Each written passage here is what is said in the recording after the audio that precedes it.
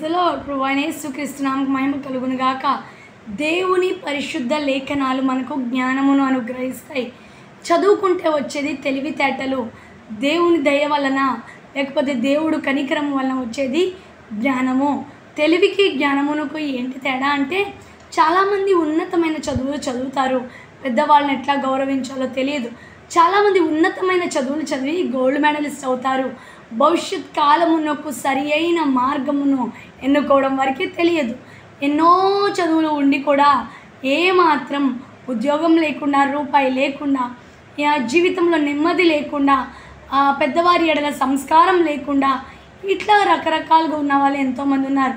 మరి జ్ఞానము అంటే ఏంటంటే, ఎప్పుడు ఎక్కడ ఎట్లా ప్రవర్తించాలో, ఎట్లా మాట్లాడాలో, ఎట్లా జీవించాలో, ఎట్లా నడుచుకోవాలో, ఎదుటివాని ఎట్లా సత్యమును అనుసరించి జీవించాలో తెలియజేసేది జ్ఞానం. ఈ జ్ఞానము మనకి కలిగి ఉంటే, దేవుని దగ్గర నుండి వచ్చిన ఈ జ్ఞానము మనం కలిగి ఉంటే మనకి ఘనత వస్తుందంట.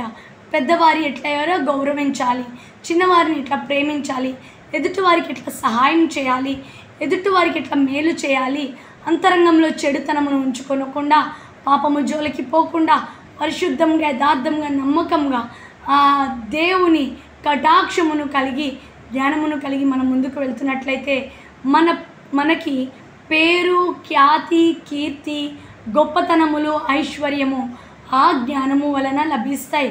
దేవుని వాక్యంలో సొలొమోను ఉన్నాడు. దేవుడు వచ్చి నీకేం కావాలి అని అడిగితే నాకు జ్ఞానము కావాలి అన్నాడు.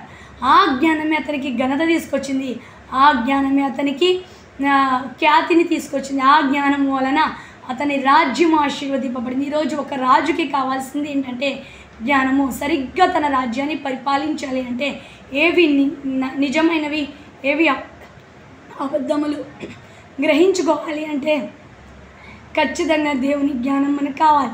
దేవుని వాక్యం తెలియజేసిన ఎవరికైనా జ్ఞానం కొదువుగా ఉంటే నన్ను అడగండి, నేను వానికి ధారాళముగా ఇస్తాను.